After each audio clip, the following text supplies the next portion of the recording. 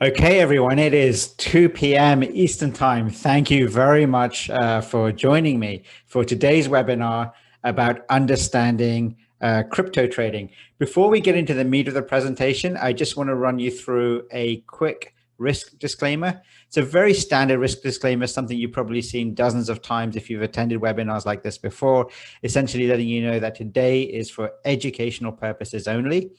And there is a risk of loss when trading any kind of a leveraged product. Okay, so my name is Huzefa Hamid. I'm one of the senior analysts at DailyForex.com. I'm primarily a Forex and futures trader. In terms of Forex, I trade the majors and really only the majors. I haven't traded a non-major cross pair for a while. So I trade things like USD CAD, Euro USD, GBP USD, the usual suspects. And I trade a bunch of futures contracts as well. I've traded the Bitcoin futures contract actually on the CME, or the Chicago Mercantile Exchange. And we'll get into what that is in the presentation in a couple of minutes. And I've traded things like crude oil and natural gas, S&P futures, etc. The most important thing I can really tell you about myself as a trader is that I use technical analysis for my decision making. Now, that means different things to different people.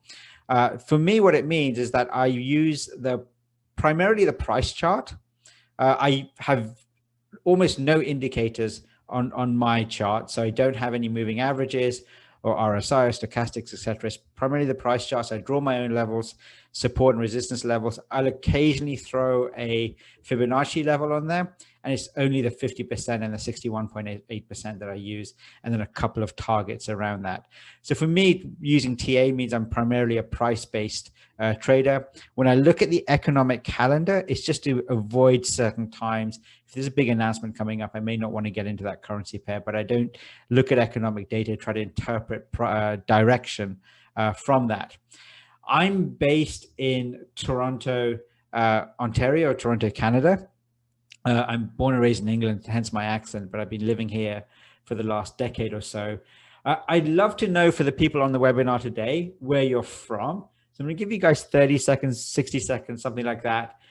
Just type into the Zoom chat which city you're in or country. I'm really interested to figure out where people are from when they're attending these webinars. So you'll see a chat function on your Zoom. Just hit chat and just type it in. Hi, Graham from Belfast. Have I been to Belfast? Yes, I have been to Belfast. I've been to Belfast once, and I've been to Dublin a couple of times. Edgar from South Africa. Edgar, I believe you've been on a bunch of these webinars. Nice to see you again. Graham, I've only tasted Guinness once in my life. It's something I want to taste. It was actually really yum. It was here in Canada. Hi there from Caracoa. Gilberto from Panama. Nice to meet you, Gilberto. Ronald from South Africa. Ronald, I think you've been on these webinars before as well. I remember your name. All right. I'm always hoping that there's somebody in my neck of the woods, but that never happens. But there you go. Anyway, if you ever find yourself in Toronto, if you're listening to this recording and you're in my neighborhood, give me a shout anytime. All right, let's get on with the actual webinar. If you have questions, by the way, during the presentation, just type them in. I'll be really happy to answer them. So if you're new to cryptos, the first question that often gets asked is, well, how do you trade cryptos? Where do you start? So let's have a look at that first, and then we'll get into kind of the logistics of trading. So when you're trading any kind of asset, the most common method of trading, or the place where most people start, is they just trade the underlying asset. So if you're talking about stocks as an example, they go out and they'll actually buy the stock. So they'll buy Apple shares or Google shares or General Electric shares, etc. So with crypto, you can purchase the underlying cryptocurrency. So one of the largest exchanges for doing something like that, or platforms I should say, is something called Coinbase. It's not the only one, but it's the largest or one of the largest ones. Now, the pros of trading the underlying asset is that you actually own the asset. It's yours. So if I buy Apple shares, I own those Apple shares. My risk is always going to be capped to the money I put into purchasing that assets. The cons of that, or the negative side of that, is when with certainly with crypto right now, is that you can't go short if you're trading with the underlying assets. So you can only take the long side, which means you can only buy, you can't sell short and profit off the fall of the currencies. Now, there are ways around that, which we're going to talk about. And when you're trading the underlying asset, there's almost no leverage. Now, Coinbase, for example, offers some leverage, up to 3 times leverage, which isn't bad, actually, given the price of some of the cryptos right now. But they only offer it on a limited basis. So you have to be a US resident, and it's only offered to residents of 23 out of the states in the US. So from what I can tell at the moment, there is almost little to no leverage out there in trading the underlying assets. Now, the other thing you can do is trade the futures contracts. So, for example, you could trade it through a regulated futures exchange, such as the CME. CME stands for Chicago Mercantile Exchange. So if you ever traded futures, you may have had some of your trades executed through the CME via the broker. And CME, for example, right now has Bitcoin futures, as I think it's Ethereum futures as well. So what are the pros of doing that? You can go long as well as short. There's plenty of leverage with futures. The biggest advantage, I think, is that there's a centralized exchange. So that means it's a nicely regulated environment. And also in terms of the pricing, you're looking at the pricing from the exchanges as well, and the fills. You're not, it's not the broker's pricing. It's not the, it's not off the OTC or over the counter. It's, through a central exchange. So the cons of that, you do require a require a futures broker rather, and some of those futures brokers do have rather high account minimum. So this depends on what you have. If you've got $1,000 or $2,000, some futures accounts, you won't have the margin to trade some of those contracts, and some futures brokers won't even allow you to open an account with just that. If you've got $50,000, $75,000, $500,000, you're well into the 5-6 figures, you'll be fine with a futures account. Next, you could trade through a Forex or a CFD broker. Now, you can do long and short trades through that.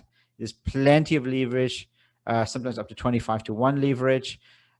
They can handle often small account sizes. And you can pick a broker that's regulated in your province or country, in your jurisdiction, essentially. So I can pick a Canadian regulated broker, or if I'm in the UK, I could pick a UK regulated broker, and so on for Australia and South Africa, et cetera, et cetera. And the other key advantage is that you can use the MT4 platform. So if you're a Forex trader, I'm customizing this presentation for this audience. So if you're at a DailyForex webinar, chances are you're a Forex trader and you've used MT4, and you can trade cryptocurrency assets on the MetaTrader platform, just like you're trading regular currency, Forex spot, Euro USD, etc. So there's no extra learning for you to do. You can just treat it like just any other currency pair, even though it's strictly not a currency pair. I couldn't find many cons or any cons with going through a Forex or CFD broker. Now, of course, it depends on the quality of your broker. So if you have a broker that's not great, the fills aren't great, the customer service isn't brilliant, you're going to have issues whether you're trading cryptocurrencies or whether you're trading Forex regular. So this is all dependent on having a decent broker. But if you've got a good broker that you trust, it's properly regulated in your jurisdiction, they've got good customer service, they've got good pricing, you have all the advantages trading cryptocurrencies as you do with trading regular Forex pairs. Now, if you wanted, I think regulation is going to be one of the most important aspects of trading cryptocurrencies. There's really two or three ways to lose your money in the market. The first way is obviously predicting the wrong directions. If you go long and the asset goes down in price, you're going to lose money. The second way is just having poor fills. But the third way is just being with a broker that isn't properly regulated. You can't make withdrawals, you can't take your profits out, etc. So right now, cryptocurrencies are relatively new. Bitcoin's been around for some years now, but many other newer currencies, some of the platforms are very new. In response to that, the US Securities and Exchange Commission wrote an article about the regulatory aspects. It's much more of a warning article about the regulatory aspects surrounding cryptocurrencies. I'd recommend you read it. It's a good article. Even if you're not based in the US, it kind of gives you some of the things you should be looking out for.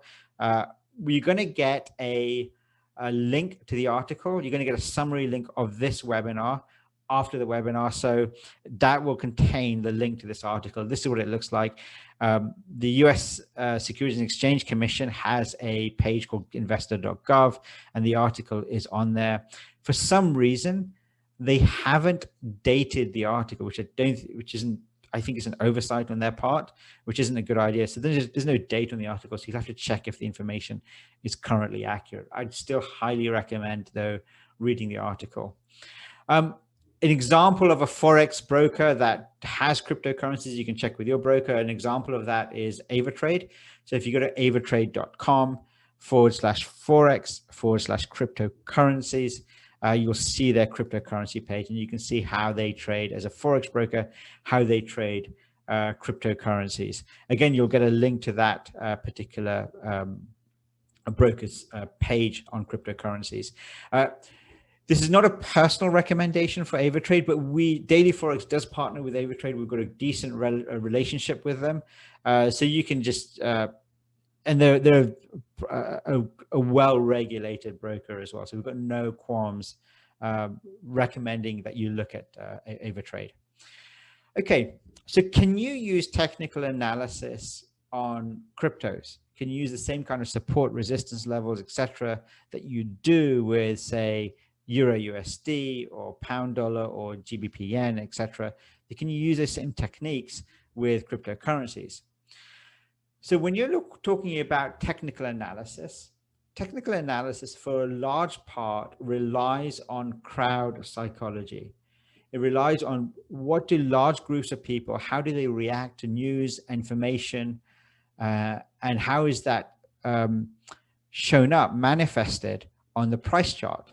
You know, when you're looking at a price chart in a liquid environment, and you're looking at the fingerprints of how crowds are reacting. That only works if you've got a decent amount of liquidity, if you've got a decent crowd trading that particular asset.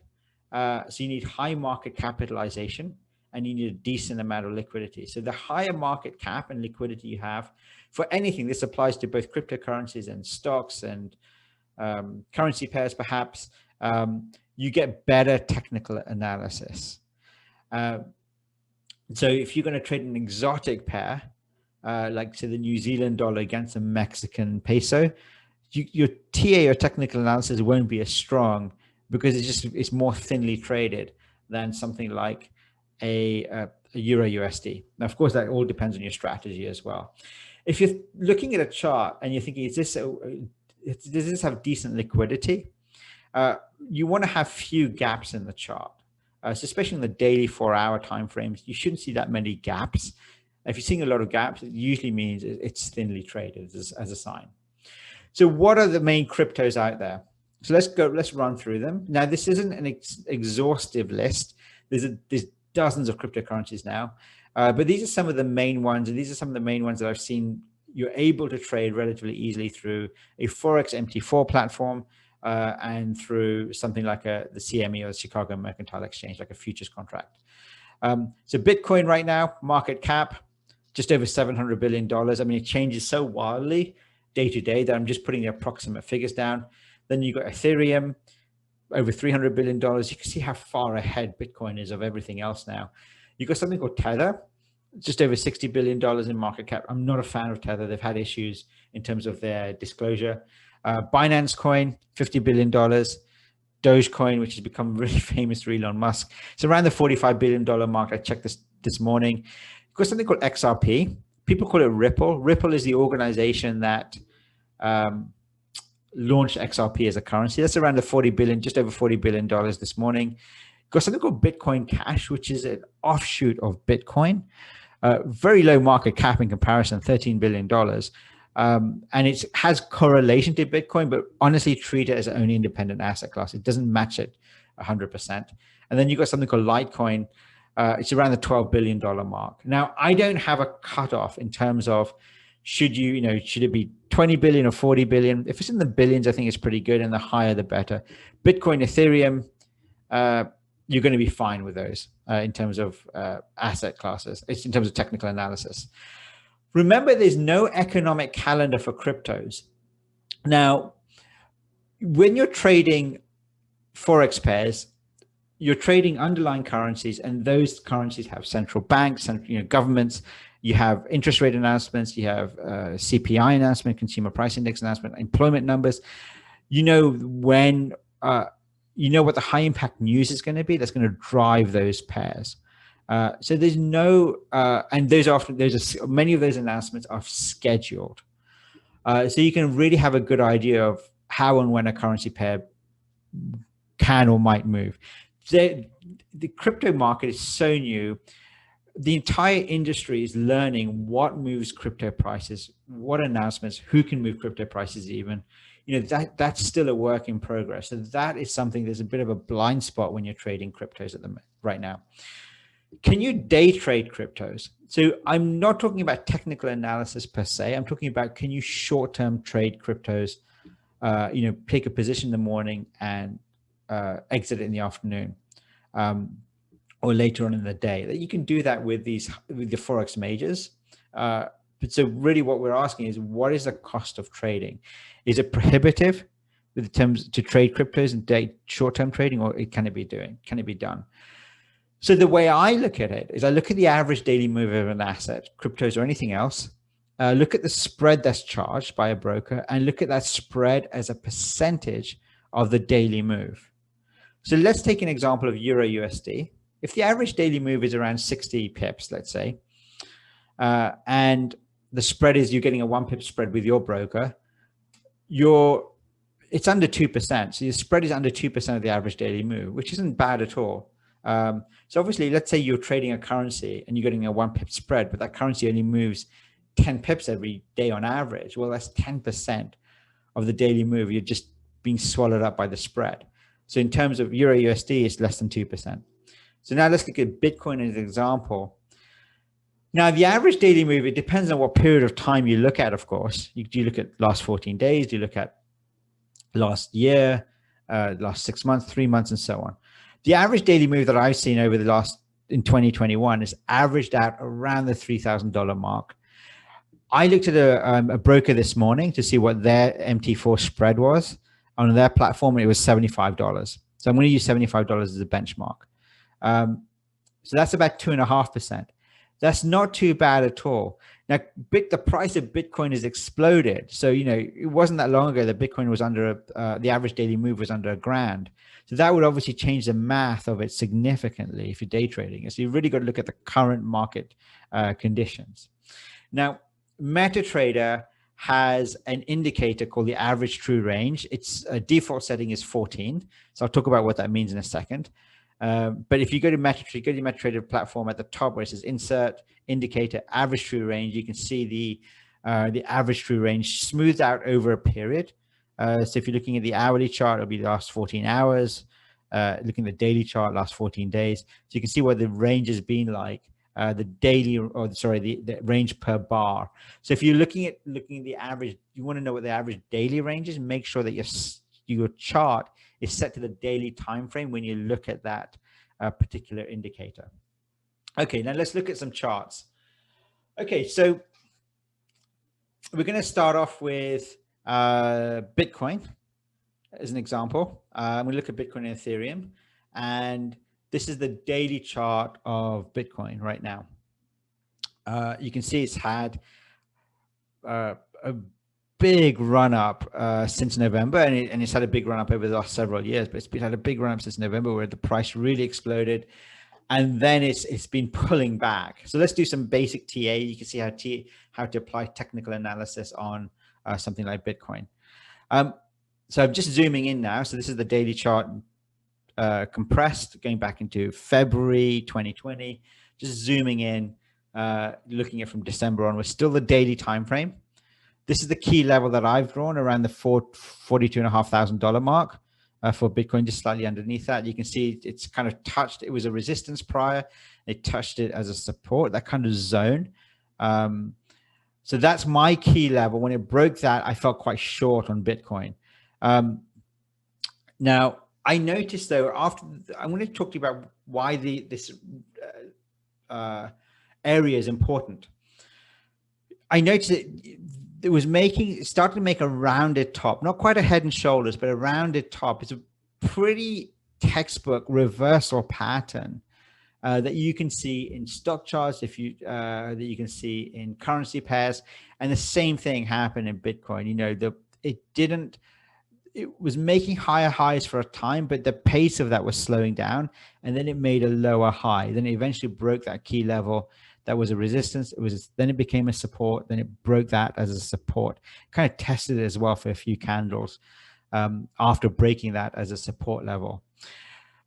So interestingly in this, I'm going to talk about Elon Musk for a second. So Elon Musk has had an unusually large effect as a single individual in terms of the price of cryptocurrencies. And that's what makes cryptocurrencies different from Forex pairs. Forex pairs, you don't usually, unless it's a central bank official like the Fed chairman, and you know, we're talking about a known individual who's controlling a committee or controlling a government institution. Single individuals don't have a big effect on market prices. Certainly in equity indexes or currency pairs. But with crypto, it seems that there can be single individuals. So Tesla announced on that date, late February, I think it's Feb 13th, they announced that that Tesla is holding $1.5 billion of Bitcoin. You look at the reaction of that, kind of really pushed it into new territory at the time. And then it started to kind of slow down immediately after. Then when Tesla announced that they're stopping Bitcoin payments for their cars, there was a big red candle, a big push down in that daily candle. You look at the biggest bullish and bearish candles over the last 6 months or so, and probably if you were to go back, I'll just go back a slide. Really, the two biggest bullish and bearish candles in the last year and a bit has been when Tesla or Elon Musk made their announcements, his announcement on behalf of Tesla, or Tesla made their announcement. So, you know, that's unusual for an asset class as big as that. We're not talking about a single equity. I understand if Tim Cook from Apple were to make an announcement, obviously him as a CEO of Apple would have a huge effect on Apple stock. That makes complete sense.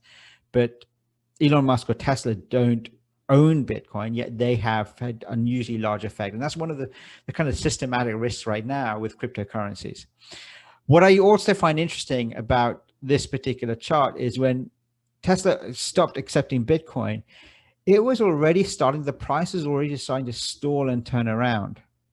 So what that tells me that, okay, Tesla's announcements had a unusually large effect on Bitcoin, but it wasn't the only factor. You know, when Tesla made its announcements, held Bitcoin, it continued the trend.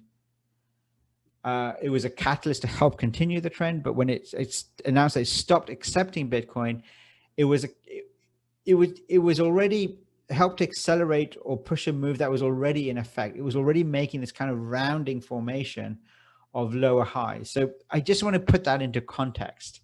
Okay, let's look at Ethereum. Ethereum is the next biggest cryptocurrency out there. This is the daily chart. You'll have to excuse me. That was my my headphones going off. That was the daily chart. This is the daily chart on Ethereum going back to late December. This is the key level that I've drawn just over the $2,000 mark. And you can see it was a resistance initially, and then it tested as support. I love these, what I call what are known as roll reversals, support resistance reversing rolls, or vice versa. So it was a resistance initially, it broke it, and then it tested again as a support. It tells me it's a key level to look out for. And then when it came back down to it, it did breach it, but it really didn't want to close below it initially, you know, in the last few days. So it tells me that level is key, and it's going to there's a good chance of it holding. So now we're going into the 4-hour chart. So this is the same key level.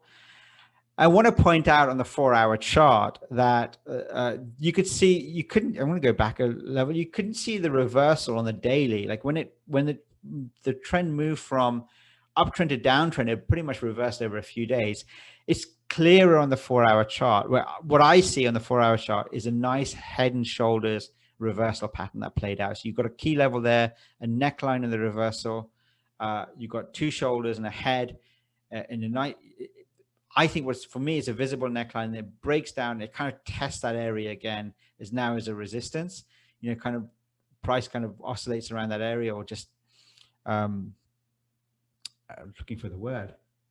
It kind of just hangs around that area, loiters around the area, and then it pushes down. Now it's saying that previous resistance acting as support. It doesn't look like it really wants to close below that, so you could start seeing another uptrend on the 4-hour chart. So that's basic TA, technical analysis, and you can apply these on the high liquid cryptos.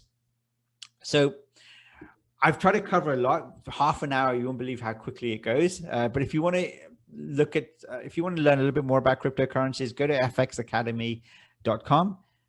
You'll see at the top menu bar, learn to trade, and then you'll see cryptocurrencies, one of the menu. There's on one of the menu items, on the drop down menu, and there's the actual link, fxacademy.com/learn/cryptocurrency. And this is what it looks like, fxacademy.com. There's the learn to trade in cryptocurrencies, like 9th or 10th item down the list. And there's, I think, 3 or 4 videos that you can watch, and some articles, and it kind of gives you a rounding out of how cryptocurrency trading works. Some final thoughts.